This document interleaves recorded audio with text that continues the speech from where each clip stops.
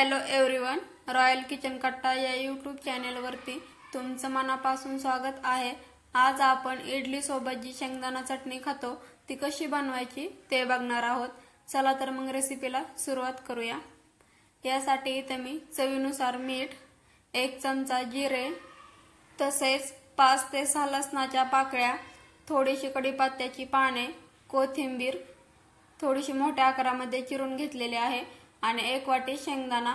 आता आपण हे शेंगदाणे भाजून घेऊया। मीडियम फ्लेमवरती आपल्याला हे शेंगदाणे भाजून घ्यायचे आहेत। अशाच नवनवीन रेसिपी पाहण्यासाठी चॅनलला लाईक, शेअर आणि सबस्क्राइब करायला विसरू नका। इथं तुम्ही अगोदरच भाजून ठेवलेले शेंगदाणे अजिबात वापरायचे नाहीत, कारण हे शेंगदाणे भाजत असताना आपण यामध्ये 2-3 जिन्नस टाकून घेणार आहोत। इथं मी लसणाच्या पाकळ्या टाकून घेत आहे। याला आता 2 ते 3 मिनिट हलवून घ्यायचं आहे, परतून घ्यायचं आहे। हे भाजून झालं की आपण यामध्ये 2 मिरच्या टाकून घेणार आहोत। जर तुम्हाला चटणी जास्त तिखट हवी असेल तर तुम्ही इथं आणखीन 2-3 मिरच्या जास्त टाकून घेतल्या तरीही चालेल। मिरच्या टाकल्यानंतर आणखीन 2 ते 3 मिनिट आपण हे शेंगदाणे भाजून घेणार आहोत। शेंगदाणे भाजत आले की आपण यामध्ये जिरे टाकून घ्यायचे आहे। जिरे टाकल्यानंतर आपण याला फक्त 1 ते 2 मिनिट भाजून घेणार आहोत।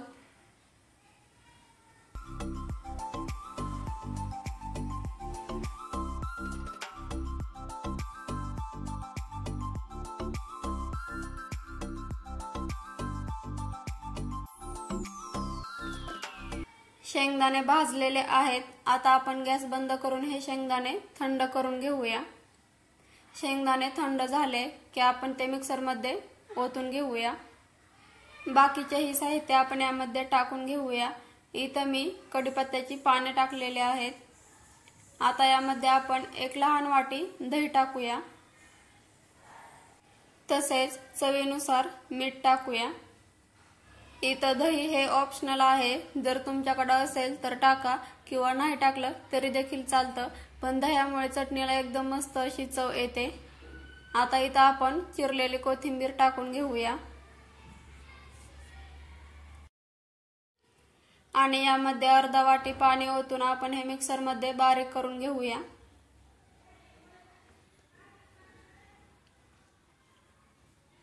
तुम्ही इथं बघू शकता मी हे मिक्सर मधून बारीक करून घेतलेला आहे। आता याला आपण एका भांड्यामध्ये काढून घेऊया। बऱ्याच वेळा आपण इडली सोबत ओल्या नारळाची चटणी बनवत असतो, पण प्रत्येक वेळेस आपल्याकडे ओला नारळ असेल असं नाही, त्यामुळे आपण घरच्या साहित्यामध्ये ही एकदम मस्त अशी चटणी बनवू शकतो। तुम्ही इथं बघू शकता या मिक्सरच्या भांड्यामध्ये थोडंफार मिश्रण राहतं, तर त्यामध्ये आपण थोडंसं पाणी ओतून ते मिश्रण काढून घ्यायचं आहे। तुम्हाला जितपत ही चटणी पातळ बनवायची असेल तेवढं पाणी ओतायचं आहे। आता याला आपण मिक्स करून घेऊया।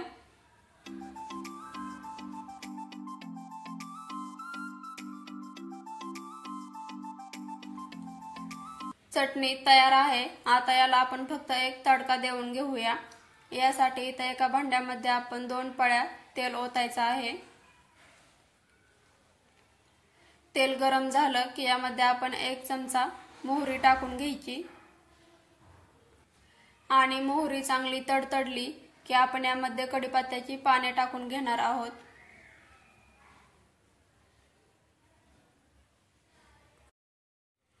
कढीपत्त्याची पाने भाजली की आपण यामध्ये मिरच्या टाकून घेणार आहोत।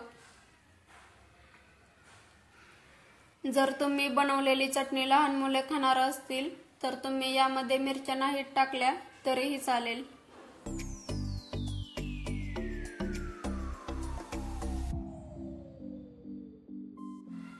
तडका तयार आहे। आता आपण गॅस बंद करून याला चटणीवरती ओतून घेऊया।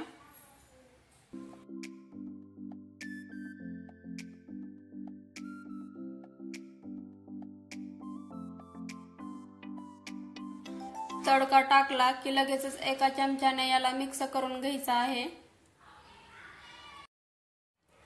आता आपली शेंगदाणा चटणी तयार आहे।